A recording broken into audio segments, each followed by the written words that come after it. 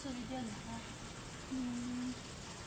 Dito 10, dito 5. 10. 5. Ah, ito yung ano. Saan?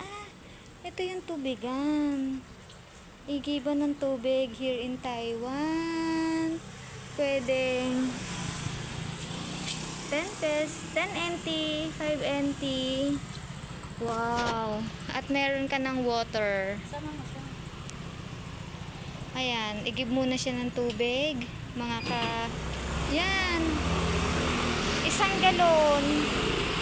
Isang galon binayaran niya ay 10 NT. 10 NT.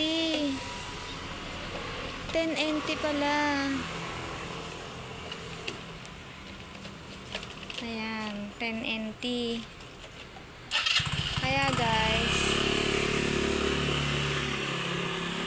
ayan, ito oh. Ang cute naman. Hindi namin alam kung paano basahin. Ayan. Ayan oh. Pwede ka mag-igib ng tubig pala dito. Okay, bye for now.